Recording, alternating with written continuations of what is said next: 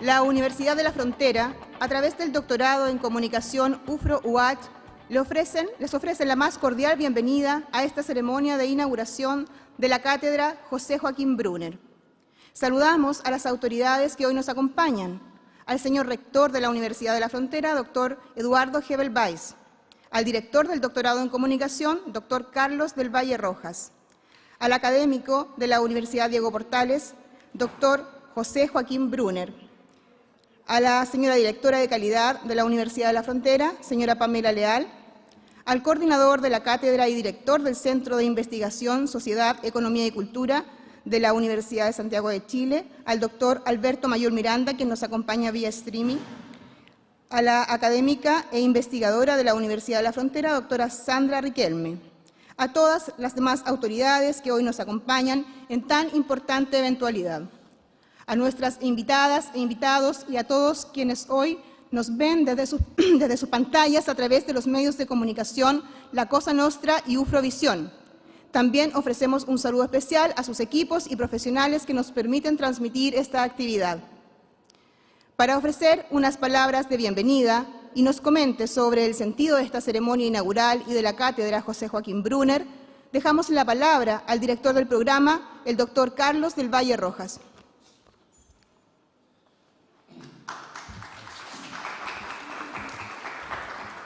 Muy bien, un saludo a todas, a todos quienes nos acompañan hoy día. La verdad es que quiero ofrecer un saludo muy general, ¿cierto?, sobre esta actividad, el motivo de esta actividad, saludando a nuestro rector que nos acompaña también hoy día y ciertamente, ¿cierto?, a quien va a ser reconocido con esta cátedra, el doctor José Joaquín Brunner, ¿cierto?, que nos acompaña también como coordinador de esta cátedra, Alberto Mayor.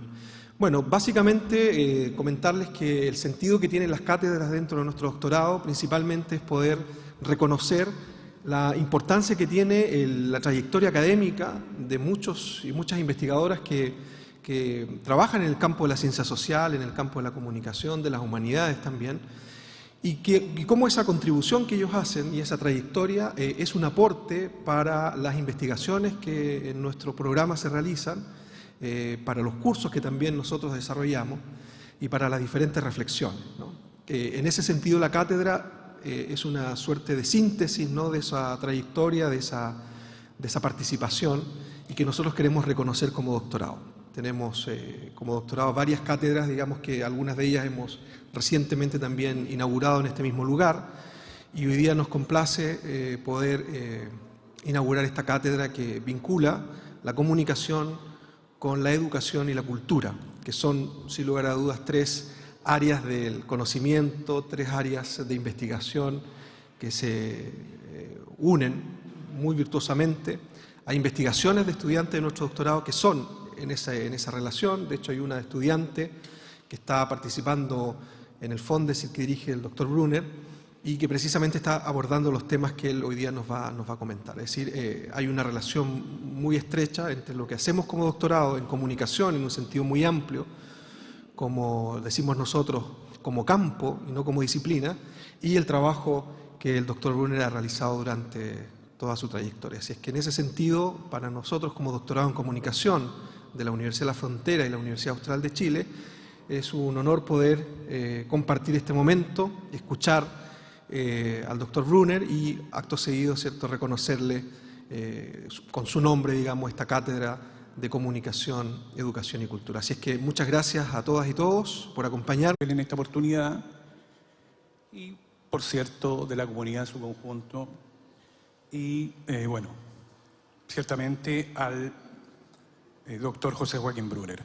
Voy a dar lectura a los currículum y este va a ser también el orden de las presentaciones. José Joaquín Brunner es doctor por la Universidad de Leiden, Países Bajos, con especialidad en análisis comparado en políticas y sistemas educacionales, análisis cultural y procesos de transformación del campo intelectual. Es profesor titular de la Universidad Diego Portales, donde dirige la cátedra UNESCO de Sistemas y Políticas Comparadas en Educación Superior y el doctorado en Educación Superior ofrecido conjuntamente por la Universidad Diego Portales y Leiden, Países Bajos. Además, es miembro de números de la Academia Chilena de Ciencias Sociales, Políticas y Memorias del Instituto de Chile. Actualmente dirige el proyecto Fondesit, Calidad e Impacto Académico de las Facultades de Ciencias Sociales y Humanidades, tensiones organizacionales en el contexto evaluativo del capitalismo académico que se extiende hasta el año 2026.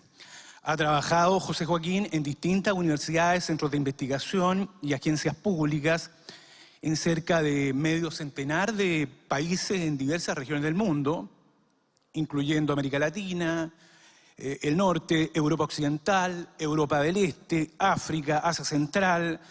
Asimismo, ha sido parte de diferentes misiones de estudio y evaluación de instituciones académicas con organismos internacionales como la OCDE, el Banco Mundial, UNESCO y fundaciones de Estados Unidos, Canadá y Europa. En Chile ha ejercido las funciones de presidente del Consejo Nacional de Televisión y del Comité Nacional de Acreditación de Programas de Pregrado. José Joaquín, al mismo tiempo, fue vicepresidente del Consejo Superior de Educación y ha sido miembro del Consejo Nacional de Innovación para la Competitividad de Ciencias del Fondo Nacional de Desarrollo Científico y Tecnológico, Fondesit. Asimismo, el profesor Brunner fue profesor de la Universidad Católica de Chile, de la cual fue exonerado por motivos políticos en septiembre de 1973 y posteriormente dirigió la Facultad Latinoamericana de Ciencias Sociales, Flaxo, si no me equivoco, desde el año 1976 hasta 1986. Actualmente, José Joaquín es miembro del Consejo Asesor de la Organización de Estados Iberoamericanos para la Educación, la Ciencia, la Cultura e integra los comités editoriales de 10 revistas académicas internacionales en áreas de especialidad. Con anterioridad fue miembro del Consejo de la Universidad de las Naciones Unidas, del Consejo del Instituto Internacional de Planeamiento de la Educación de la UNESCO, de la Junta Directiva del Centro Internacional de Investigaciones para el Desarrollo de Canadá y de la dirección del Consejo Latinoamericano de Ciencias Sociales, CLACSO. Es autor, José Joaquín, de más de 50 libros y ha coordinado más de 15 ediciones. Además ha publicado numerosos capítulos individuales en libros y artículos de revistas académicas. Su obra ha sido analizada en 2 volúmenes recientes, uno titulado Relatos Sociológicos y Sociedad, Tomás Mulián, José Joaquín Brunner y Pedro Morandé, obras Red, Producción y Efecto, cuyos autores Claudio Ramos Zinkel, año 2019, y en los últimos meses, entiendo tal vez en la última semana, de ahí me puedes corregir José Joaquín, el debate de la modernidad y posmodernidad en América Latina, un diálogo con su artífice Brunner, García Canclini, Martín Barbero, de Sergio Zuviría Samper, publicado en Colombia el presente año. Bueno, en pantalla ya está, y también bienvenido a nuestra comunidad, encargado responsable por lo demás de la cátedra, Alberto Mayol, que es licenciado en estética y tiene cursos de posgraduado en sociología, máster en ciencia política, investigador, Alberto, en sociología política y de la cultura, académico asociado a la Universidad de Santiago de Chile, y sus libros sobre el ciclo político de 2011 hasta la fecha han sido un indiscutible éxito editorial que han alcanzado algo así como del orden de 60.000 ejemplares. De alto impacto, ciertamente, la producción de Alberto en la escena disciplinaria, académica, pública, política y, bueno, ciertamente mediática. Además, Alberto, y esto me parece absolutamente interesante, es libretista de ópera y es el fundador de un proyecto altamente innovador titulado Pedagogías del Poder, Cosa Nostra, ¿ya?, que este año, entre múltiples actividades, generó un diplomado titulado Transformaciones Sociales conceptos, historia y actualidad. Se trata, este proyecto, de uno de los análisis políticos que cuenta con una de las mayores visibilidades en cuanto a visualizaciones en el Chile actual. Actualmente, Alberto desarrolla sus investigaciones sobre malestar social y procesos de transformación político-cultural. Voy a mencionar solamente algunos libros de Alberto. Bueno, tiene Bim Bam del año 2019, que lo reeditó por Catalonia, y creo que es un texto absolutamente detonante, porque rompe los contratos de lenguaje o los contratos simbólicos del campo sociológico o del mainstream, digamos, ¿ya? Es un texto fuertemente emplazante, impugnador, ¿ya? Para un cierto canon de las ciencias sociales. Bueno, tiene también Alberto anteriormente con Andrés Cabrera, Frente Amplio en el Momento Cero, por Catalonia, Autopsia, otro libro, De qué murió la élite, por Catalonia, Santiago 2016. Con José Miguel Ahumada publicó Alberto Economía Política del Fracaso, por Ediciones del Desconcierto, año 2015. Y voy a citar un último texto, ¿ya? Para no alargar tanto este hito. La nueva mayoría y el fantasma de la concertación, Ediciones Seibo, Santiago de Chile, 2014. Finalmente, bueno, y excusen este final, pero el orden de la estructura, digamos, Sandra Riquelme es doctora en procesos sociales y políticos en América Latina, es académica de la Universidad de la Frontera, y entre sus principales escritos destacan el Manual de Redes de Apoyo para Migrantes en la Araucanía, Avances para la Inclusión, en coautoría con Carlos del Valle y otros autores, framing generado en 3 noticias relacionadas entre Carabineros de Chile y el pueblo mapuche, el caso de Camilo Catrillanca, en coautoría con Marisol Vera, si no me equivoco. Su investigación se centra en los diferentes tipos de violencia que vivencian los grupos excluidos. Actualmente, Sandra es investigadora asociada al proyecto de Horizontes Convergencia, ANIT. Bueno, hechas las presentaciones, va a comenzar José Joaquín, y me pidió, bueno, que no aventurara el tiempo, pero va a dar lectura a un texto titulado Capitalismos académicos, ojo, capitalismo académico siempre en plural, y el espíritu de la universidad. José Joaquín, bienvenido, tienes la palabra. Muchas gracias, muy buenos días, señor rector. Gracias por recibirme en su casa, el director del programa de comunicaciones, estimado Carlos, Sandra y Mauro, y a todas y todos quienes nos escuchan. El concepto de cátedra que nos convoca esta mañana posee una larga historia. Arranca del griego originalmente, luego se declina en latín y de ahí es recibido posteriormente en inglés, francés y castellano antiguos, medievales, siempre con el mismo significado de asiento o silla. La Biblia dice: los escribas y los fariseos se han sentado en la cátedra de Moisés. En la academia, el mismo concepto se halla estrechamente asociado a la historia de la universidad y por ende necesariamente también al mundo de la Iglesia Católica. Significa asiento elevado desde donde el maestro da lección a los discípulos, especie de púlpito con asiento donde los catedráticos y maestros leen y explican las ciencias a sus discípulos, a veces también aula, o sea, la sala donde se dan las clases.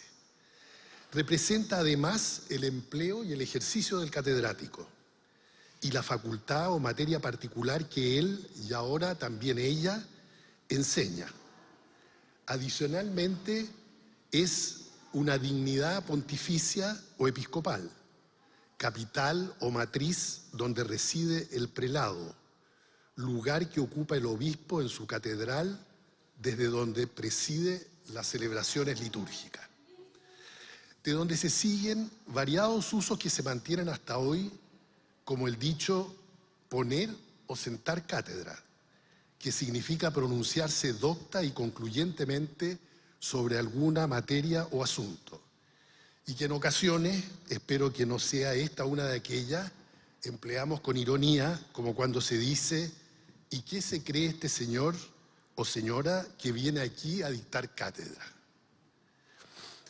Más serio e intensamente discutido fue el pronunciamiento del Concilio Vaticano I, a fines del siglo XIX, que estableció que el romano pontífice es infalible cuando habla ex cátedra. Esto es, según señala un experto, cuando decreta o discierne o define o juzga lo que ha de ser creído por los fieles y cuando se dirige en la fe a la Iglesia. Al contrario, la libertad de cátedra llegó a ser, según la idea de Universidad de von Humboldt, una característica esencial de la academia, que idealmente debía permitir a los catedráticos cuestionar cualquier autoridad, o a la manera de Kant, hablar con la verdad al poder.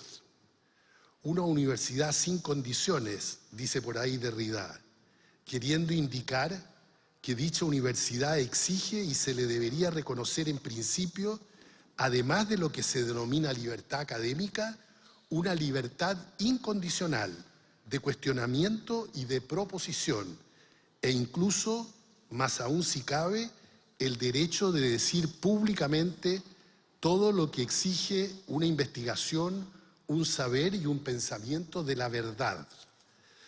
Por enigmática que permanezca, dice Derrida, la referencia a la verdad parece ser lo bastante fundamental como para encontrarse junto con la luz en las insignias simbólicas de más de una universidad.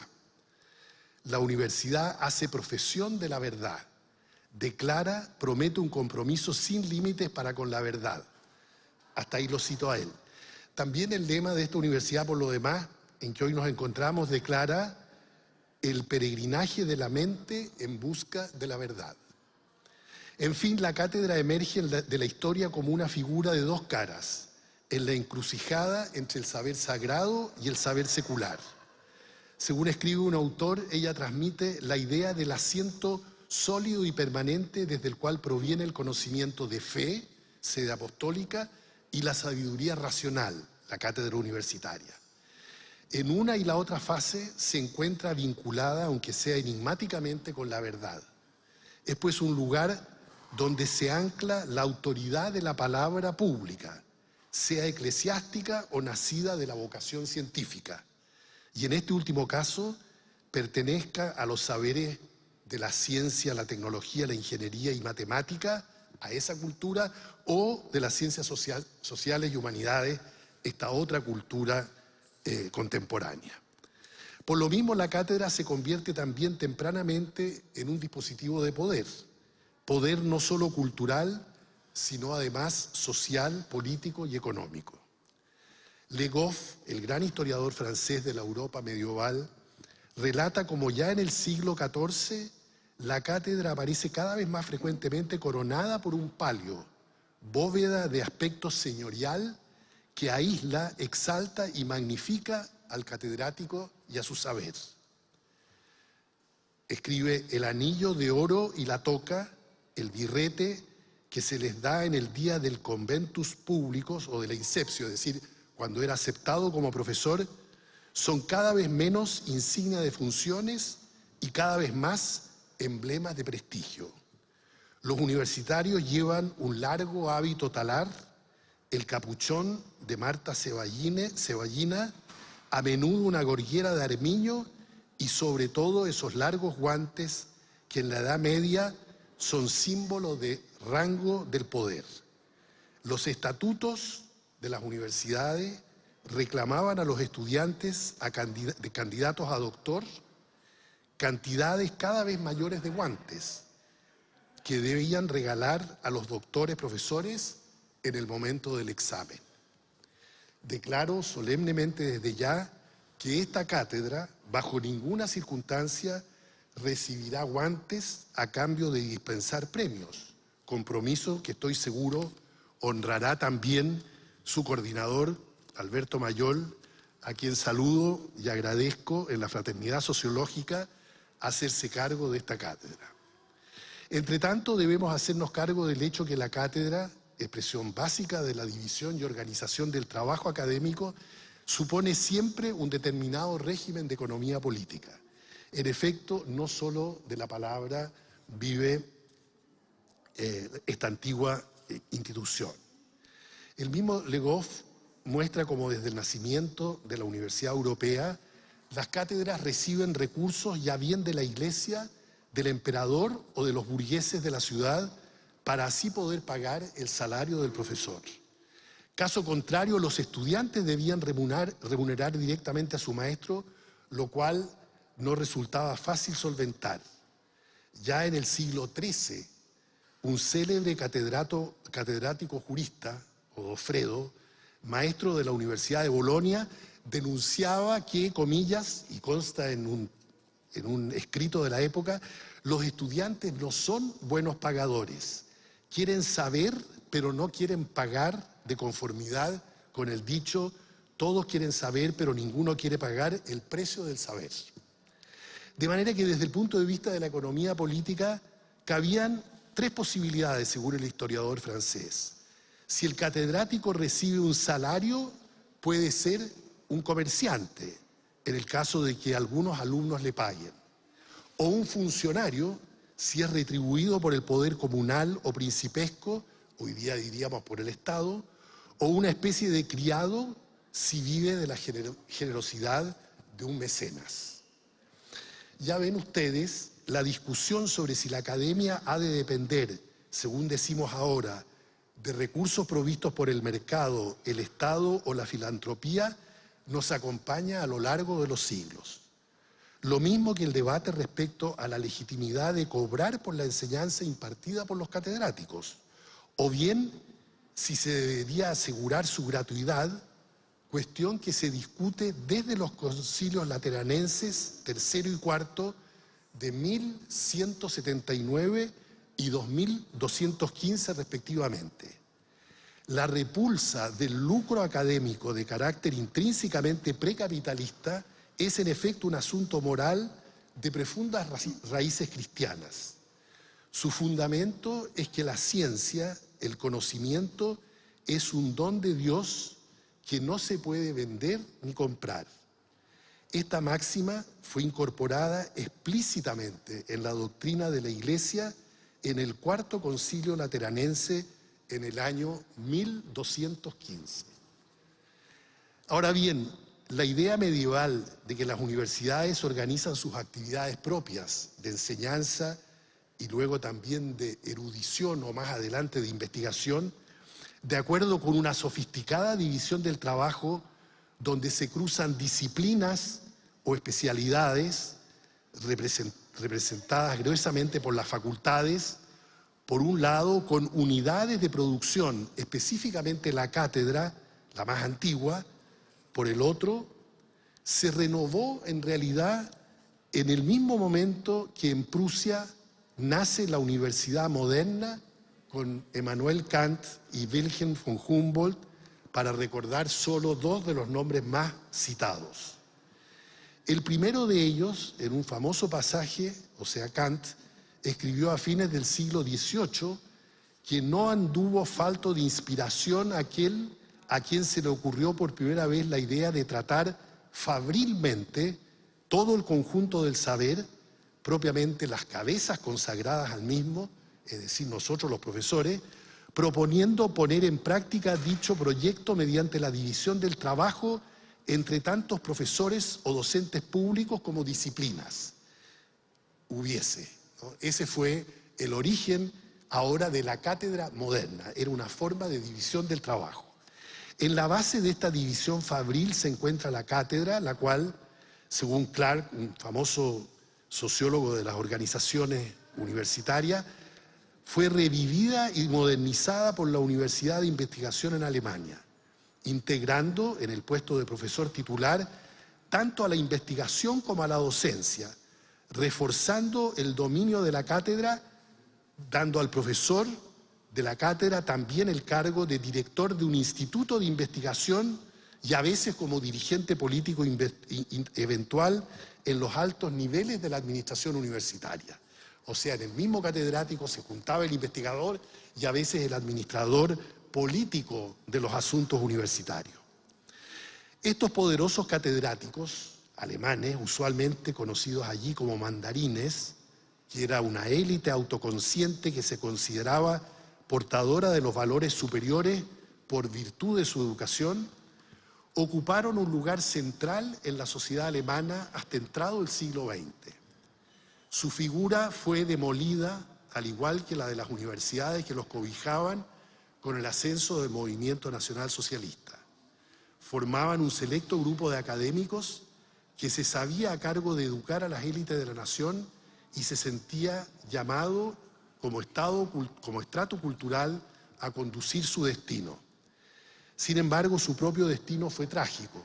Según escribe Nicholas Boyle, autor tal vez de la más conocida y masiva biografía de Goethe, aquel destino fue el fracaso de quienes en Alemania estaban a cargo de mantener la coherencia de la vida intelectual y de la nación, un fracaso de las universidades.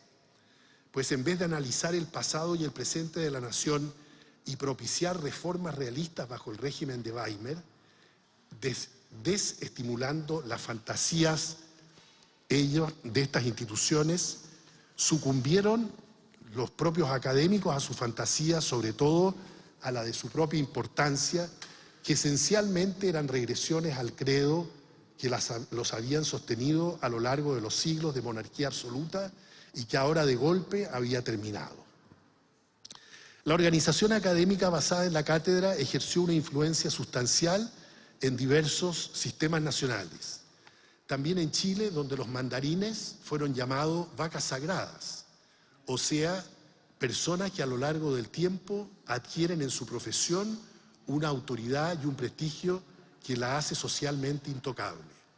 Y en mi juventud este término, de clara resonancia estamental o de casta, se aplicaba ante todo a los catedráticos de mayor renombre de las facultades tradicionales y de mayor prestigio de la Universidad de Chile. Según Clark, el más conocido e importante sociólogo, como decía, de las instituciones académicas, la cátedra es una forma persistente de dominación personalista, en contraste con la organización colegiada o bien con el control burocrático. Así, la cátedra tiende a concentrar la autoridad y a crear monopolios locales. También suele ser la fuente más importante de control académico sobre las altas esferas burocráticas, imprimiéndole vigor a las relaciones políticas caracterizadas por una cordial colegiación en el nivel de los altos jerarcas académicos. En Chile, creo yo, conocemos bien este tipo de relación entre altas esferas de la política y de la academia, alimentadas por lazos de filiación universitaria, adscripción a círculos ideológicos culturales comunes y a ciertas disposiciones compartidas frente a los antiguos poderes universitarios, es decir, la Iglesia, el Estado y la burguesía prebendal. Bueno, al punto llegó esto que llegó a establecerse en el régimen italiano de universidades, algo que un experto escribe en un trabajo reciente donde muestra que hasta muy entrado el siglo XX, la real autoridad en el caso de los procesos internos de decisión de las universidades públicas no estaba en manos de los cuerpos colegiados democráticamente elegidos, sino de los catedráticos individuales, llamados en Italia los varones, y sus poderosas redes. Y él agrega, este experto contemporáneo, las universidades eran simplemente arenas donde individuos y grupos académicos administraban el poder interno. El autogobierno solo cubría asuntos marginales. La colegialidad era un término sin sentido que ocultaba la lógica oligárquica de un sistema basado en las interacciones entre catedráticos, en tanto que la democracia universitaria era un instrumento simbólico que servía para legitimar roles revestidos de limitados poderes. Pues bien, dejemos hasta aquí este recorrido histórico tras la huella de la cátedra como fenómeno sociológico en la historia de las universidades, para concentrarnos ahora, en la segunda parte, en el momento en que aquella institución se encuentra con la segunda revolución industrial, al final de la Primera Guerra Mundial. Nos guiaremos para ello por un pasaje clave de Max Weber, el gran sociólogo alemán de comienzos del siglo XX, él mismo un eximio catedrático, sociólogo y mandarín, donde llama la atención hacia un fenómeno que denominó la americanización de la vida universitaria alemana, refiriéndose a los Estados Unidos de América. En una frecuentemente citada conferencia sobre la vocación científica que Weber pronunció en el año 1917, dice lo siguiente: podemos ver ahora con claridad cómo la reciente ampliación de la universidad para acoger en su seno nuevas ramas de las ciencias se está haciendo entre nosotros siguiendo patrones americanos. Los grandes institutos de medicinas o de ciencias se han convertido en empresas de capitalismo de Estado. Y continúa: las ventajas técnicas de esta situación son indudables, como lo son los de toda empresa capitalista y burocratizada. El nuevo espíritu, sin embargo, está muy alejado de la vieja atmósfera histórica de las universidades alemanas. En lo interno y en lo externo existe un inmenso abismo entre el jefe de una empresa universitaria y capitalista de este género y el habitual profesor ordinario de viejo estilo. Esta diferencia afecta también a la actitud interna, aunque no quiero insistir más sobre esto. En lo interno como en lo externo, la vieja constitución de la universidad se ha hecho ficticia. Todo el ejercicio que quiero hacer en esta parte final de mi exposición es cómo estamos viviendo hoy día algo similar a propósito de la cuarta revolución industrial, etcétera, etcétera, con lo que Weber vivió en estos años iniciales de la primera revolución o de la segunda revolución industrial. Digo, en estas pocas líneas, Weber identifica y caracteriza un fenómeno que un siglo después se ha convertido en un tema central del campo de estudio de la educación superior, el del capitalismo académico.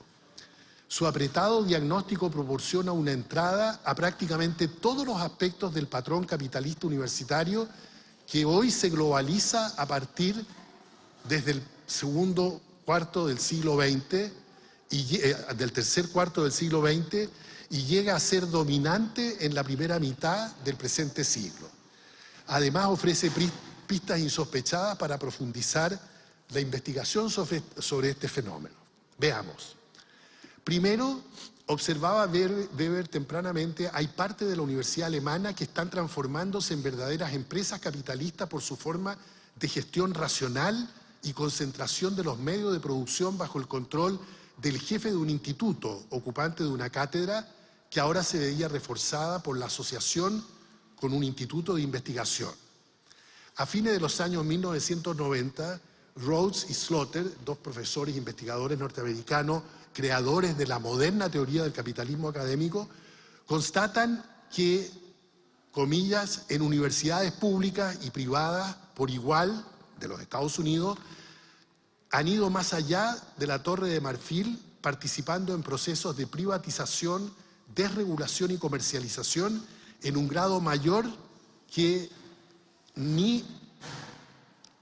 ninguna otra institución pública, salvo quizás los laboratorios federales. Cierra comillas. Hoy, alrededor del mundo, universidades enteras se han convertido en organizaciones que semejan empresas capitalistas intensamente racionalizadas. Segundo, en el caso alemán, Weber hablaba de una suerte de capitalismo académico de Estado, por ende, con una menor exposición a los mercados y una menor sujeción a burocracias estatales. En la actualidad, los estudios distinguen una amplia variedad de capitalismos académicos a nivel nacional y local, con diversidad de regímenes de economía política, participación de instituciones de diverso tipo y diferentes modos de gobernanza de estos sistemas. El equipo de investigación en que yo participo junto con un grupo de colegas, aprovechando el hecho de contar en Chile con un verdadero laboratorio social, un sistema de capitalismo académico mixto con provisión y financiamiento fiscal y privado, y dentro de él con una variedad de subsistemas diferenciados verticalmente según niveles universitarios, profesional y técnico, y horizontalmente según la vinculación de las instituciones con el Estado, la sociedad civil, las iglesias, la empresa y la filantropía. Es decir, nuestro alegato es que Chile ofrece efectivamente un lugar privilegiado en el mundo para estudiar esta gran diversidad de tipos distintos de capitalismo académico. Tercero, Weber subraya adicionalmente los componentes capitalistas y burocráticos de la empresa universitaria. Los primeros orientados a la competencia, la generación de servicios de conocimiento propios de las instituciones y la generación de recursos para su financiamiento. Esos son los componentes más bien capitalistas. Y los burocráticos relacionados con la administración de la organización universitaria de acuerdo con las regulaciones del Estado evaluativo y en función de valores de efectividad y eficiencia, los cuales se pueden verificar particularmente a la hora de la rendición de cuentas, sea con ocasión de evaluaciones externas o de la acreditación. Esta doble modalidad competitiva y a la vez de conformidad con reglas y estándares burocráticos abre una interesante perspectiva de análisis para el capitalismo académico, superando visiones fijadas unilateralmente en los mercados, la privatización y la comercialización. Últimamente, colegas finlandeses han acuñado el concepto de burocracias competitivas para referirse al modelo de gobierno universitario emergente en las universidades públicas de dicho país. Ellos resumen sus hallazgos en los siguientes términos, 2 puntos. Las reformas introducidas al sistema en Finlandia han alterado la estructura administrativa, los sistemas de planeamiento y control, los mecanismos de coordinación y el rol de las unidades académicas, como también el alocamiento del poder, y de esta forma cuestionado la razón de ser de las propias instituciones. El poder se ha concentrado formalmente en manos de los managers, mientras los profesionales del núcleo operativo han sido alejados de la toma de decisiones. La eficiencia en términos de indicadores financieros y de desempeño deviene en el principal principio de coordinación de las organizaciones universitarias, y las prácticas de medición del desempeño se emplean para guiar el trabajo de los profesionales. Debido a las reformas, las universidades se han apartado del tipo ideal de burocracia profesional y empiezan a asemejarse a algo nuevo, emergente, que es el tipo ideal de burocracia competitiva. Cierro las comillas. Ustedes me podrán decir si acaso nuestras propias universidades estatales, pero también las privadas, no han estado experimentando fenómenos similares a aquellos que describen en Finlandia hoy día, producto de las sucesivas reformas que viene experimentando el sistema, particularmente desde el año 2014. Cuarto, las nuevas formas de gobierno y gestión de las universidades en contexto de capitalismo académico, que habitualmente en la literatura se designan como el New Public Management, en castellano la nueva gestión pública, gerencialismo le dicen algunos, o managerialismo, constituyen una forma de intensa racionalización del trabajo y de la gestión de las organizaciones encargadas del trabajo académico. Forman parte del mismo movimiento que Weber describe en general de esta forma. Lo que en definitiva creó el capitalismo, dice él, fue la empresa duradera y racional, la contabilidad racional, la técnica racional, el derecho racional. A todo esto había de añadirse la ideología racional, la racionalización de la vida, la ética racional en la economía. En efecto, y cierro la comilla, el capitalismo académico es un momento en dicho movimiento, a través del cual unas instituciones centenarias se reorganizan ahora en función de técnicas racionales, en sentido weberiano, de gestión del trabajo, de producción, transmisión y transferencia del conocimiento avanzado.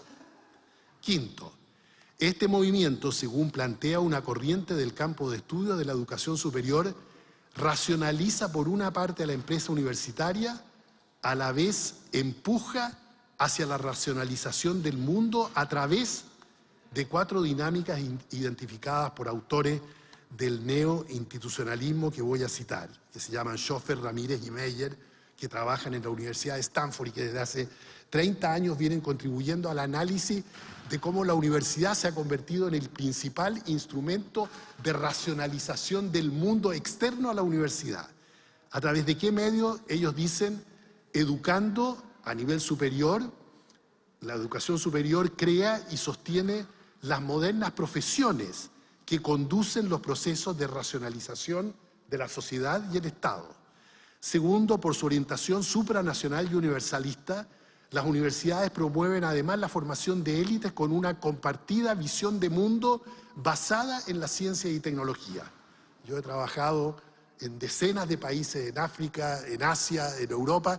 Las élites, todas hablamos y hablan un mismo idioma, que es el idioma de la ciencia, de las disciplinas, de las tecnologías y, por tanto, de este conocimiento, entre comillas, universal. Tercero, consecuentemente, la universidad proporciona los fundamentos cognitivo-culturales para movimientos globales de cambios sociopolíticos, tales como la protección, por ejemplo, de los derechos humanos y del medio ambiente, la igualdad de género y una cultura universal del comportamiento de personas en el amplio espectro. Muy bien. Me avisan de que estoy en el tiempo y por lo tanto trataré de cerrar en los últimos 5 minutos.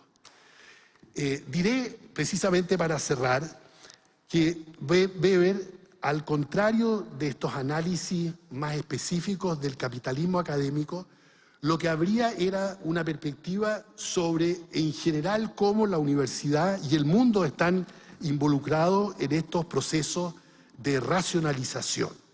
Y a partir de ahí determinaba la existencia de esta especie de lucha que él llamó entre el viejo espíritu y el nuevo espíritu actual de la universidad. Por lo tanto, en este pasaje final, con el que quiero terminar, él habla de que tanto interna como externamente la vieja constitución de la universidad va volviéndose ficticia.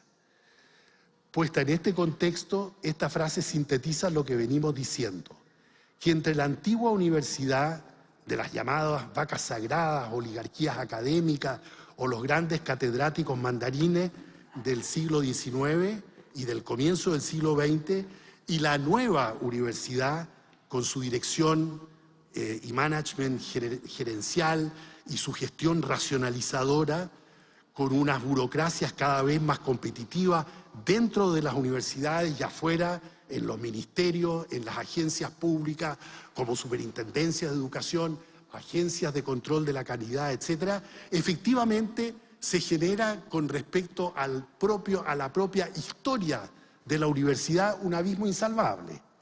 Existe una distancia enorme entre el régimen de organización del trabajo académico y la forma de gobierno, llamemos preindustrial, de la universidad, y esta otra que Weber llamaba en el comienzo industrial, pero que hoy día en realidad es la forma postindustrial de manejo de las universidades.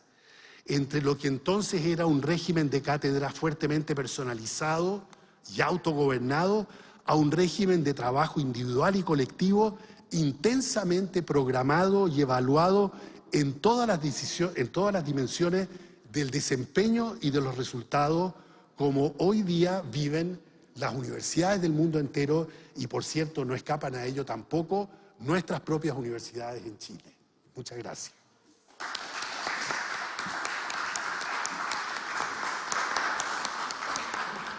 Agradecemos la conferencia Capitalismos Académicos y el Espíritu de la Universidad. De este modo, damos paso a un momento central dentro de esta ceremonia.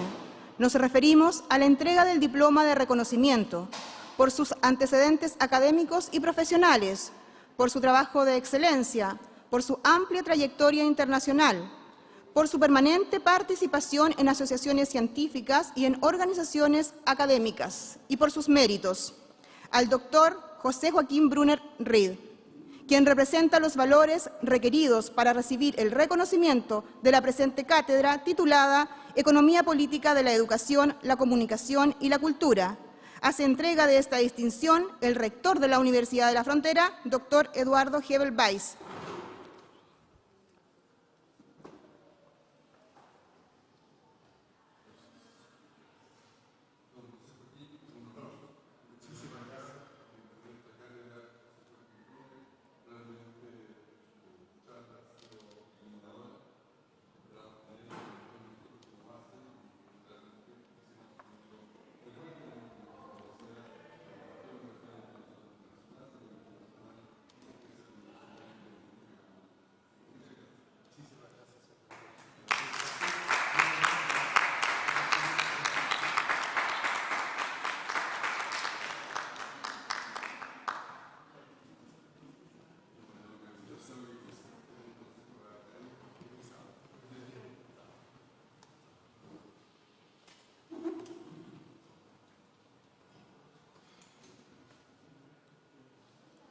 Estamos. Bueno, junto con este momento, quiero comentar antes de dar la palabra a nuestro apreciado Alberto Mayol, que este era un hito que se venía gestionando con el doctor del Valle desde mayo, abril.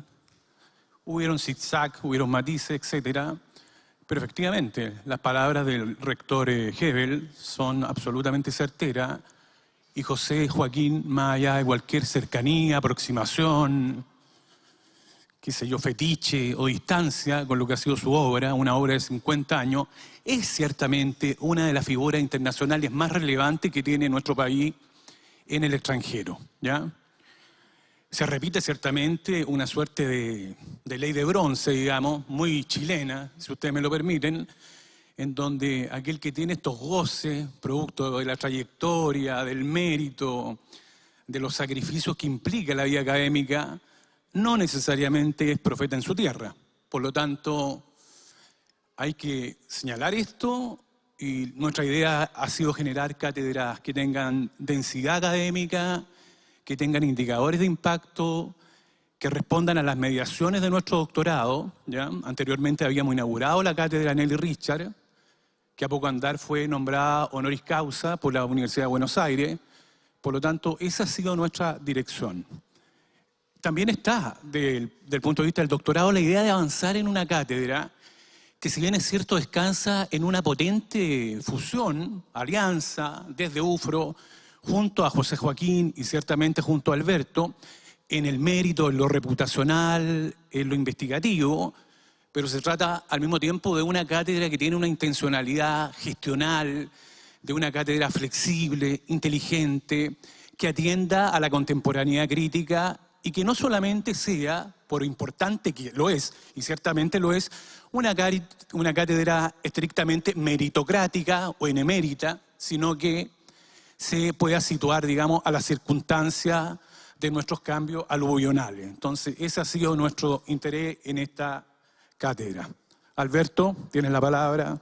Un gusto, ¿eh? Muchísimas gracias, Mauro, y bueno, y parto por agradecer la posibilidad de estar con ustedes, agradecer al rector, a Eduardo Hebel, agradecer a Carlos del Valle por este honor, por esta invitación a poder estar dirigiendo la cátedra del profesor José Joaquín Brunner.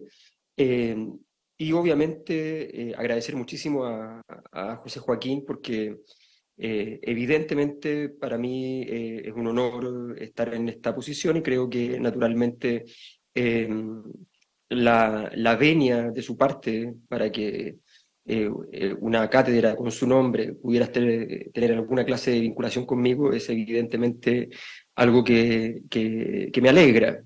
Me alegra porque fundamentalmente la vida académica requiere ciertos gestos que muchas veces no se dan, y la gracia justamente de la vida académica es que esos gestos que son parte del desarrollo académico sean tan importantes. Saludo también a Sandra Riquelme, que también está en este evento y que próximamente también se va a pronunciar. Y quiero contarles básicamente que voy a hacer un comentario basándome centralmente en lo que me parece más relevante. No preparé una conferencia, lo que preparé es básicamente un comentario respecto a lo que implica esto y a la figura de José Joaquín Brunner en la sociología nacional. Y me sirve para repasar algunos elementos que están, creo, pendientes siempre en la discusión académica. José Joaquín Brunner es un autor interesante. ¿Qué significa un autor interesante? Un autor que cuando escribe entrega argumentos. Bueno, ustedes me dirán, ok, eso es obvio. La verdad no es obvio. Se puede perfectamente escribir un artículo donde haya 3/4 de un argumento, no un argumento completo. Normalmente se castiga si hay menos de 3/4 de un argumento, pero con 3/4 de un argumento ya se puede. En algunas revistas, si hay un argumento completo, también se castiga. 3/4 es la medida ideal. No compromete demasiado y se ve una cosa bien estructurada. José Joaquín Brunner ha dado argumentos en su historia intelectual muy provocadores para el nicho académico en el cual se movía, muy provocadores en general, y es una figura difícil de clasificar. Y en algunos medios académicos, no solo en Chile, la capacidad de tener un insectario bien armado es una cosa que le importa mucho a veces al mundo académico. Saber dónde va cada uno, en qué lugar le toca, tranquiliza las angustias, ¿no? José Joaquín Brunner tiene mucha herencia intelectual del liberalismo político. El liberalismo político me refiero, no el liberalismo económico. Tiene mucha, al mismo tiempo, herencia de la teoría crítica. Estoy haciendo una lectura de su escrito, no estoy diciendo que, asumo que lo podrá reconocer, pero lo mío es una lectura a partir de leerlo, ¿no? Hace un uso formidable de la teoría crítica en términos no de andar citando a los autores de la teoría crítica, sino que de generar argumentaciones a partir de la teoría crítica. De hecho, su crítica al famosísimo informe de desarrollo humano del año 98 sobre malestar social, con la palabra malestar prohibida para ponerla en el titular del informe del PNUD, en esa crítica de ese informe, hace un uso fantástico de la forma de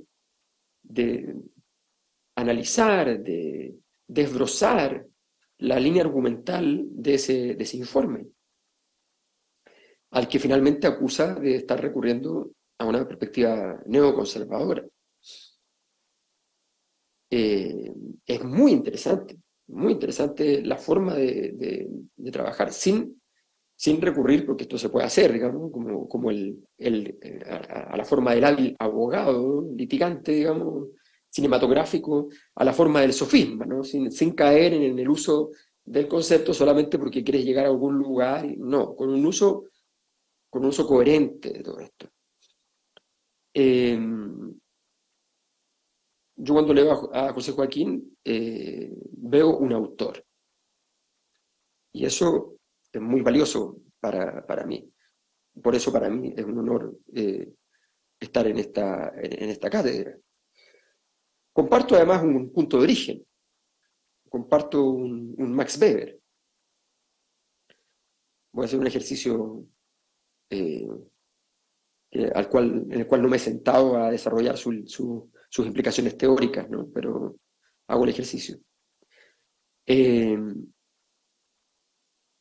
Max Weber es considerado un kantiano, de hecho un neokantiano, y es considerado un nietzscheano. Y Kant y Nietzsche son las grandes oposiciones filosóficas que se van a dar en las primeras décadas de lo que va a ser la modernidad, el primer tiempo, que muy rápidamente va a entrar en una situación de complejización o eventualmente crisis que va a hacer pensar a Max Weber incluso en un destino aciago para quienes habitemos esta jaula de hierro, según la traducción parsoniana, en la que habitamos nosotros. Nosotros somos los seres que supuestamente estarían habitando esa época de especialistas sin espíritu, hedonistas sin corazón. Esas nulidades, dice Weber. Bueno, comparto, a mí me interesa mucho, yo he trabajado la idea de que Max Weber, no la he trabajado, como les decía, más bien algo por trabajar bien. Es la idea de que Max Weber tiene entonces, en una etapa de su reflexión, en la etapa de la comprensión del espíritu, justamente, de esa dimensión espiritual, de esa dimensión cultural que sirve de rieles por donde pasan los intereses materiales, dice, esos procesos de racionalización de la cultura que todavía no son funcionales. En esa etapa tiene un afán claramente de búsqueda genealógica, de búsqueda de comprensión del pasado, del origen, de categorizar esos orígenes. Ahí hay de comprender lo que él llama, siguiendo también a Nietzsche, la guerra de los dioses. Eso viene de un libro de Nietzsche, que una de sus primeras obras, que se llama El culto griego a los dioses. Y luego tenemos una etapa del pensamiento, una etapa no temporal, no de la vida de Weber, sino que una etapa en el proceso intelectual de cada cosa, en el cual se analizan las racionalizaciones que tienen una redundancia funcional, por decirlo así. La operación, ¿no? El espíritu y la operación, la máquina, la formación de la máquina. Y en esa etapa, obviamente, el tono de carácter más kantiano es más evidente. A mí me fascinan las posibilidades que genera todavía hoy Max Weber, a quienes acusan de que los clásicos son historia de las ideas. Uno les puede pedir que lean las primeras 30 páginas de la política de Aristóteles, por decir algo, y que lean la ética protestante, en fin. Y bueno, la historia de las ideas queda desechada como la única forma de leer eso.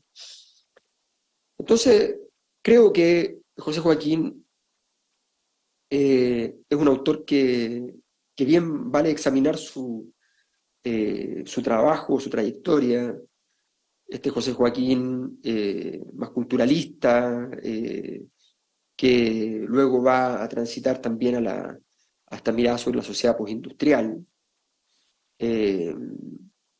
cumpliendo varios roles en un medio académico que muchas veces se ha quedado en cierto tipo de discusiones, ¿no? En cierto tipo de discusiones donde también estuvo José Joaquín, que las discusiones sobre el autoritarismo, sobre la democratización, en fin. Pero su expertise en educación no es una expertise que esté tecnopolitizada solamente. Hay detrás una reflexión mucho más amplia sobre, como lo vimos ahora en su conferencia, sobre las implicaciones del proceso educacional, las formas de interpretación de la sociedad sobre la educación y viceversa, las transformaciones sociales que supone la educación. A mí me gustan mucho varios de los temas en los cuales se ha insertado José Joaquín. Tengo miradas distintas, evidentemente, pero me interesan esas temáticas. Su discusión sobre el malestar social me interesa muchísimo.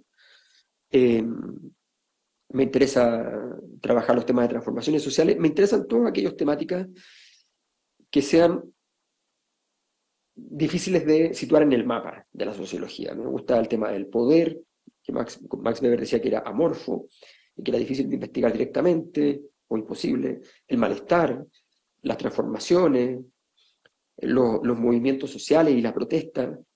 Que hay una serie de confusiones, considero yo, en las teorías en general. Quiero ser claro, la mayor parte de las veces que vemos ciclos de protesta decimos, vamos a hablar de los movimientos sociales. Y la verdad es que los movimientos sociales son una cosa, muchas veces acompañan o van acompañados de protestas, y las protestas son otras, igual. Entonces, uno tiene que diferenciar y hay que tener cuidado con los usos teóricos al respecto. José Joaquín además es una persona que hace uso bastante de un concepto que a mí me interesa también mucho, que también es muy amorfo y que tiene ya se abrió una caja de significaciones posibles, académicamente hablando, enorme, que es la ideología.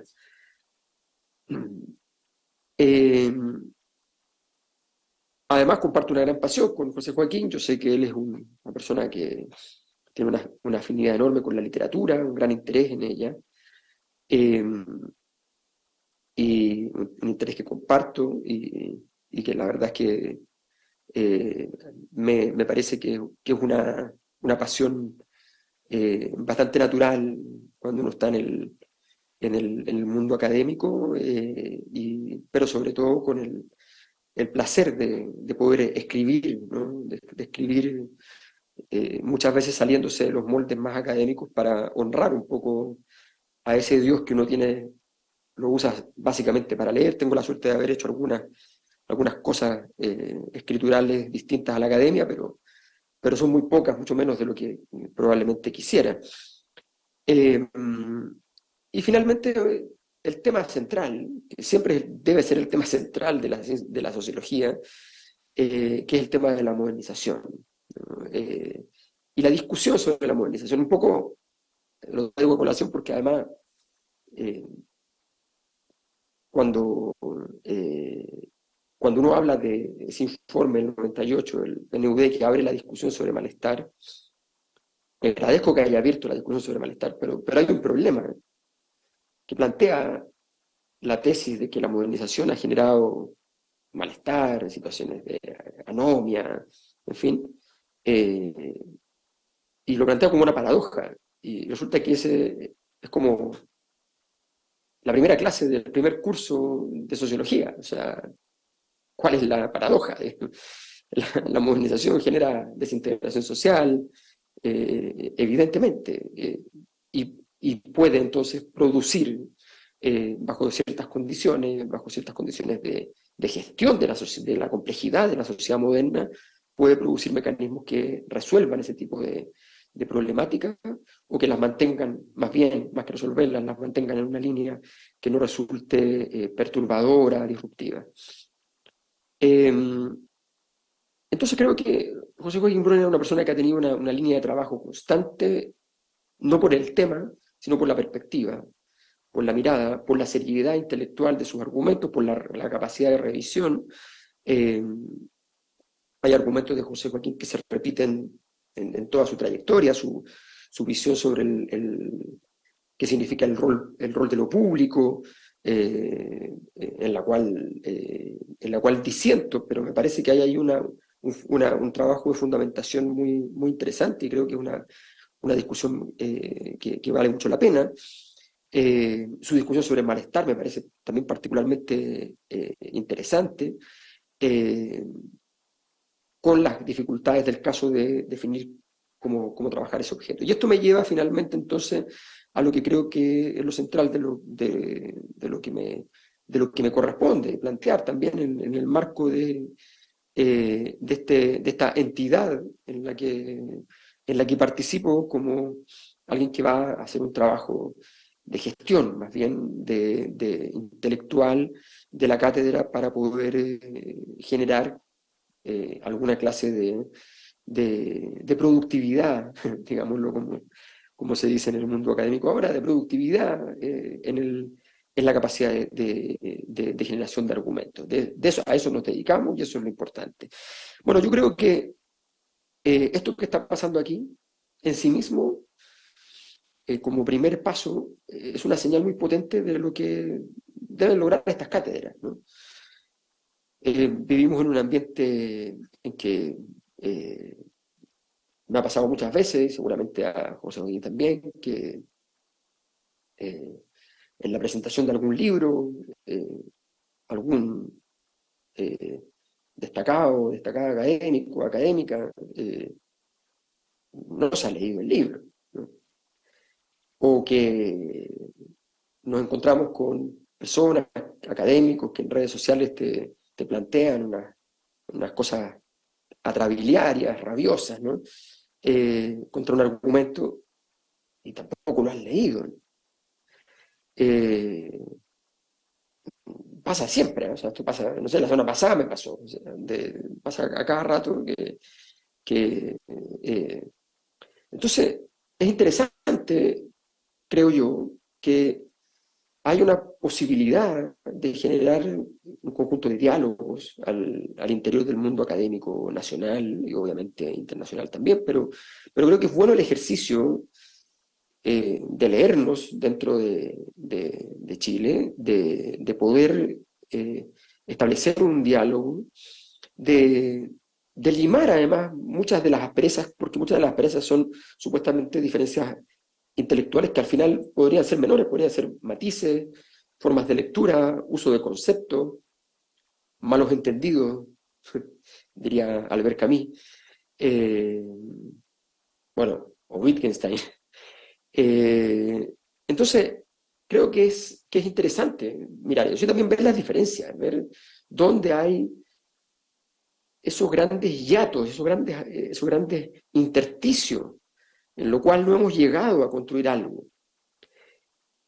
Y la vida académica, la vida científica, social, es una vida que necesita llenar esos hiatos, que necesita justamente pararse en esos lugares medios imposibles y a partir de eso construir repertorios que puedan llenar esos vacíos. Creo que ese es nuestro rol, eso es lo que me parece más atractivo de esta posibilidad de partir con lo que haya que partir, ¿no?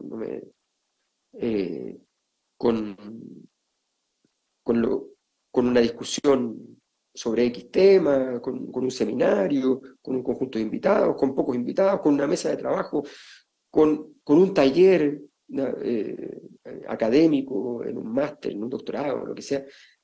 Lo importante es ir construyendo las condiciones para que efectivamente se despliegue este debate, esta discusión. Y eso es lo que a mí más me interesa y me llama la atención, la posibilidad de tener al frente a un José Joaquín Brunner, y además que creo que hay una cosa que quiero decir, ¿eh? Porque yo cuando trabajé en la Universidad de Chile tuvimos un proyecto Milenio y habíamos un equipo bien grande. Y en las reuniones investigativas estaban también los ayudantes de investigación, gente joven. Las personas más ágiles en plantear cosas respecto a la investigación eran dos profesores que eran los mayores, algunos de los mayores, habían un par más, pero de los mayores que habían en el equipo. Uno esperaba que los jóvenes se arriesgaran con cosas más osadas, y aparecían Manuel Antonio Carratón o Rodrigo Baño y decían cosas que uno decía, bueno, revisemos esto, está interesante, vamos a ver. Yo estaba a cargo de la parte más empírica, entonces tenía que recoger posibles interpretaciones y después salir a mirar. Entonces, me parece que ese gesto es muy importante. Yo soy un Yo a mis profesores nunca les he dejado de tratar de usted porque no dejan de ser mis profesores para mí. Entonces, para mí eso es bastante claro y creo en esa verticalidad que mencionaba José Joaquín respecto a la academia. Creo en ciertas dimensiones, al menos de ella, por cierto. Y creo que vale la pena, entonces, poner atención a aquellas discusiones, cómo quedaron y cómo pueden seguir en esos espacios intersticiales donde todavía tenemos que llenarlas. Creo que ese es un gran desafío. Las herramientas, las formas de operar, es como las metodologías, ¿no? Yo me cansé un poco de hacer cursos de metodología porque me sentía de pronto en la impostura, porque uno enseña una técnica, una tecnificación, que si tendría que tener el tiempo después para desenseñarla, pero hay que saberla para poder desenseñarla, porque no es lo mismo no subirse nunca a la escalera y quitarla después, sigo jugando con Wittgenstein, pero jugando, que no subir nunca a la escalera. Entonces hay que subir a la escalera de la metodología, pero después hay que ser capaz de usarla para pensar, y no al revés, que te use tu pensamiento para existir la metodología, ¿no? Bueno, eso me parece súper importante y en ese contexto entonces vamos a ir viendo en el camino con qué metodologías la cátedra puede gozar de mejor salud, pero siempre el requisito fundamental es que logremos en el tiempo que se honre el desarrollo de los argumentos. Muchísimas gracias.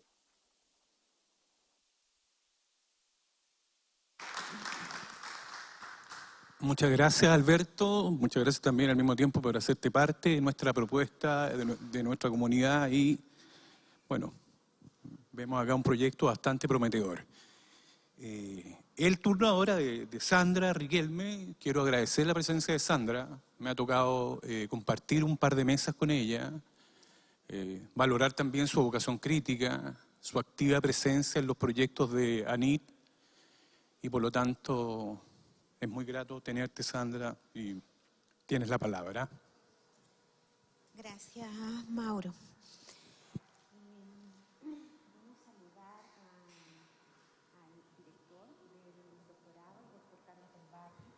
Saludar, digamos, a el profesor José Joaquín Brunner, saludar a todas, a todos los aquí presentes, Mauro, agradecer la posibilidad, digamos, de compartir este momento que forma un hito, Alberto, que forma un hito dentro de lo que es el doctorado, lo que significa la apertura, digamos, la inauguración de una cátedra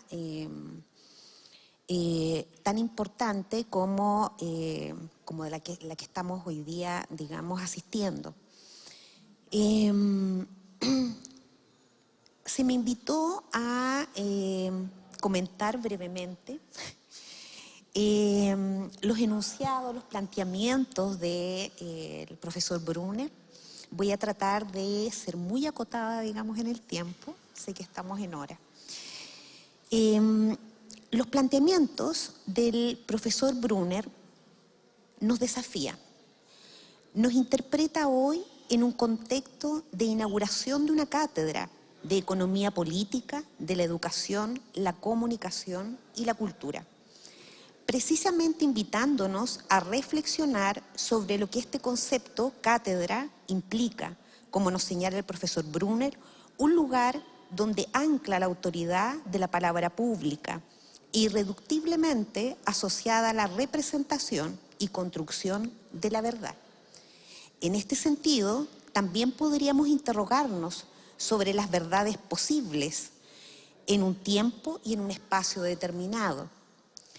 Ciertamente, el profesor Brunner nos interroga sobre el espacio cultural, social y político que constituye una cátedra, sobre la verdad y el saber, sobre los procesos de definición y de sobredeterminación estructural que la constituyen en un dispositivo de poder, al decir de Foucault, y tal cual lo señala, digamos, el profesor Brunner.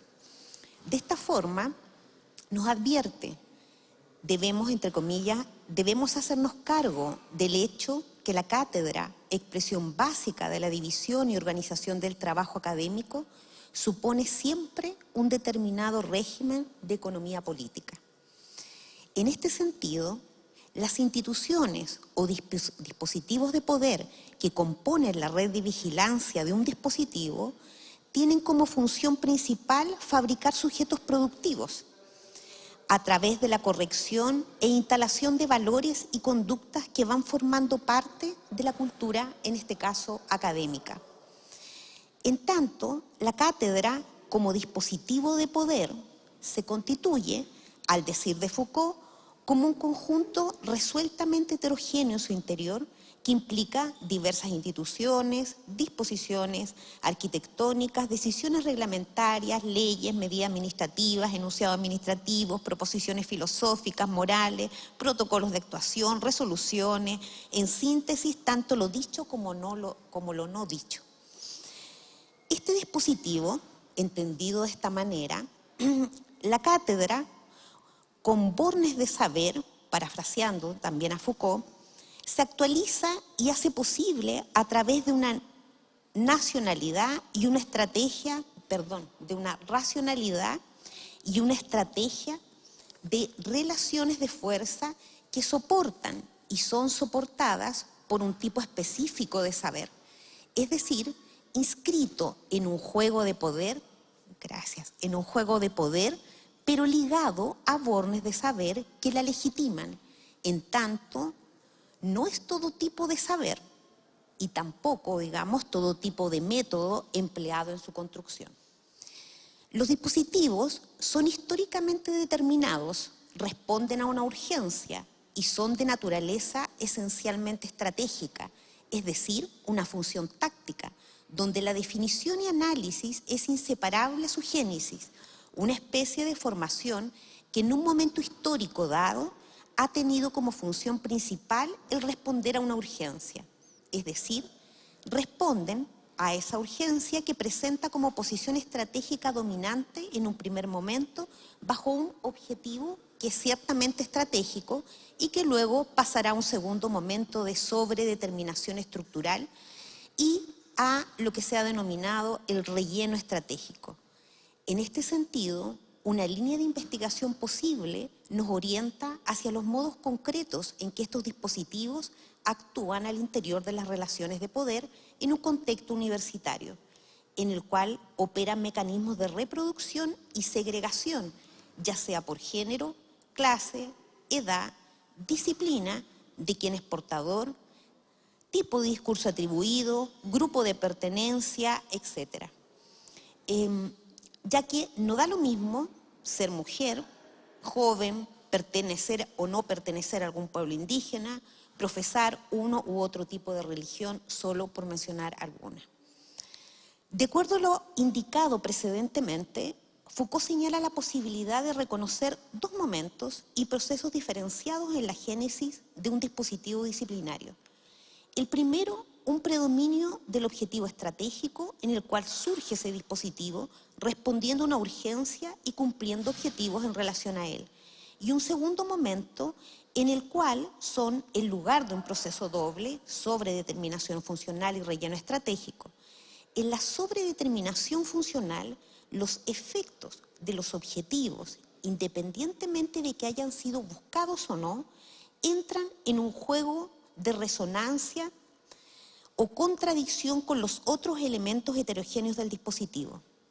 En este segundo momento, y en relación con el proceso de sobredeterminación funcional, se produce un proceso, decíamos, de relleno estratégico de este dispositivo, que consiste en que los efectos impredecibles o incluso involuntarios de ese dispositivo ingresen en un interjuego estratégico, modificando los efectos producidos y generando un proceso de generación de fenómenos no buscados por el dispositivo y su reutilización a fines de ese mismo dispositivo. Este reajuste permanentemente hace posible que los efectos impensados sean rearticulados para así poder transformar a sí mismo el dispositivo. Como señala Foucault, ambos procesos son constantes generando una reutilización inmediata de este efecto involuntario o negativo a partir de una nueva estrategia que lo transforma y lo reformula, y que por lo tanto un dispositivo, una vez constituido, permanece en tal medida en que tenga lugar este proceso. Lo que define estos dispositivos, por lo tanto, es la naturaleza del vínculo que puede existir entre estos elementos heterogéneos. Es decir, que entre estos elementos discursivos y no discursivos existe algo así como un juego, cambios de posición, modificaciones de funciones que pueden también ellos ser muy diferentes entre sí. Por tanto, un dispositivo se puede presentar como necesario, universal o evidente. Sin embargo, este no es tal.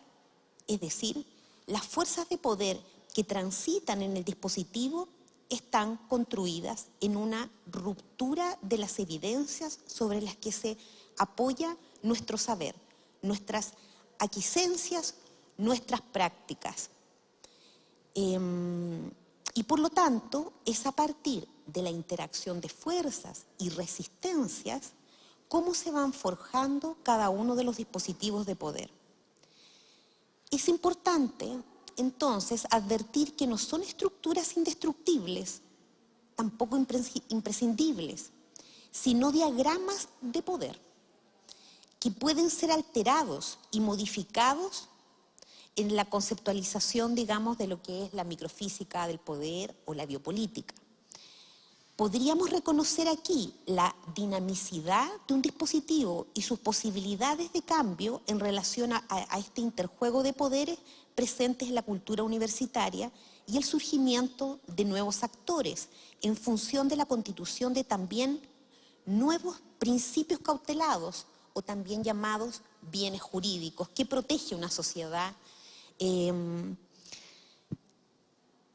tales como la tensión existente entre la academia y la tecnocracia burócrata, a la cual se refiere el profesor Brunner, que adquiere mayor valor en la sociedad del control a través de nuevas tecnologías de control de riesgos. Ahí advertimos una tensión, digamos, en lo que es la academia y la burocracia dentro de la academia. En este contexto, la gubernamentalidad representa entonces la penetración de la economía política en la razón de Estado, esto es, en el complejo de saberes relativos a la correcta gestión de un territorio y su población. El hecho de que la economía política se integre en la racionalidad de gobierno, permeando las estrategias, las prácticas y las instituciones, implica que a partir de este momento, gobernar y ejercer productivamente los poderes que provienen del nuevo concepto de soberanía significará maximizar las potencialidades productivas e incentivar el bienestar de la población, activando paralelamente mecanismos de verificación de resultados, como la estadística social, los censos, la contabilidad nacional.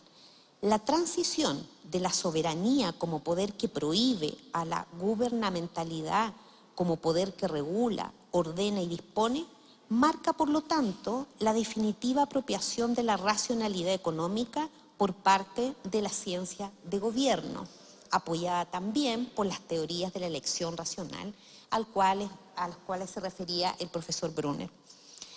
La gubernamentalidad y por instrumento técnico esencial los dispositivos de seguridad, haciendo el paralelo, el parafraseo con dispositivos de evaluación, el propio control adopta formas de cálculo y gestión del riesgo que impregnan todos sus dispositivos de ejecución.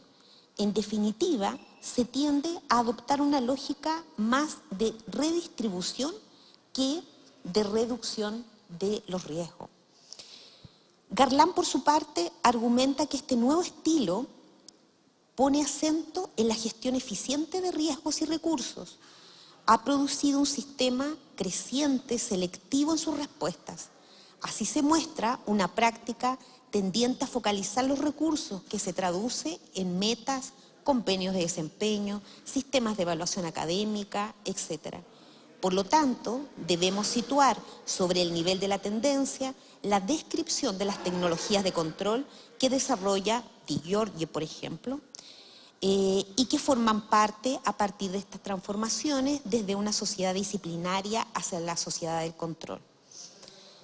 De acuerdo a este control, el autor plantea que las tecnologías responden a un régimen pospanóptico llamado sinopticón, en una sociedad del espectáculo, donde estos pocos ya no observan a los muchos para verificar si siguen o no las reglas, sino que los muchos se transforman en público, son colocados frente a los logros y gestas de los pocos, interiorizando de este modo valores, actitudes y modelos de comportamiento que los transforman en individuos responsables y fiables.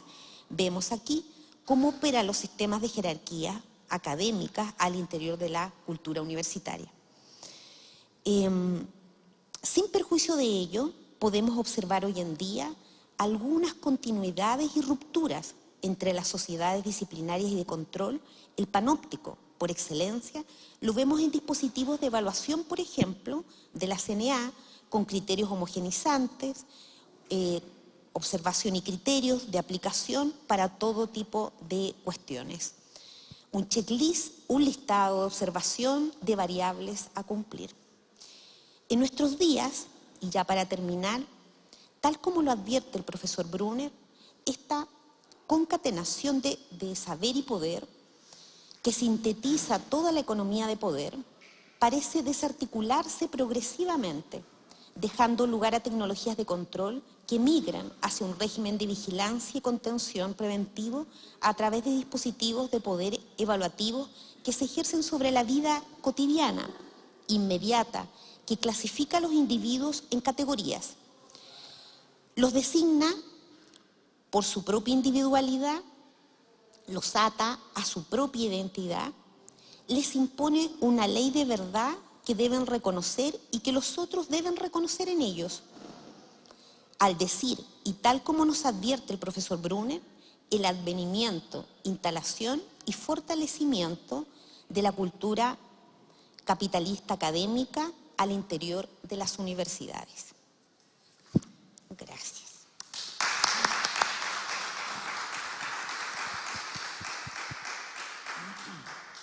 Muchas gracias, Sandra, por tu intervención impecable y claramente de vocación crítica. José Joaquín, hay una zona de cierre, o mejor dicho, de redondeo, en donde puede agregar algún comentario, alguna postilla, precisión, idea final.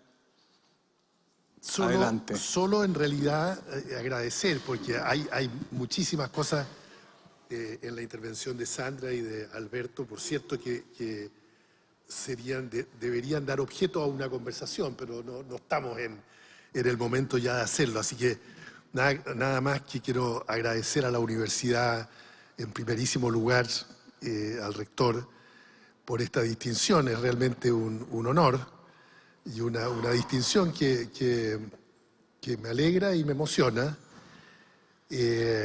Al programa de doctorado, Carlos, su director, Sandra, que ha hecho este comentario, que espero ahora me lo entregue, Mauro mismo, que se ha esforzado por llevar esta iniciativa a buen término, que es en realidad el comienzo de la cátedra, y a Alberto por sus palabras generosas, y que efectivamente darían lugar a una conversación, dije yo, en la fraternidad sociológica y en la intergeneracionalidad de la sociología, por lo menos de la sociología chilena.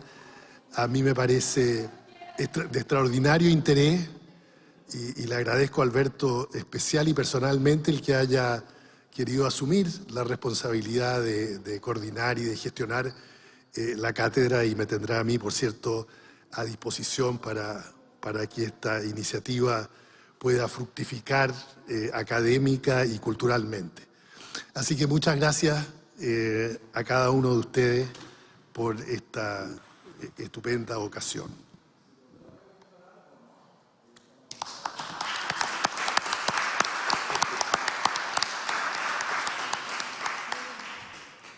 Muy bien, ha sido la ceremonia inaugural de la Cátedra José Joaquín Brunner, Economía Política de la Educación, la Comunicación y la Cultura. Agradecemos la presencia de autoridades, académicos, estudiantes y la compañía de todas y todos quienes han seguido esta transmisión a través de los distintos canales y plataformas de la Cosa Nostra y Ufrovisión. Muy buenas tardes.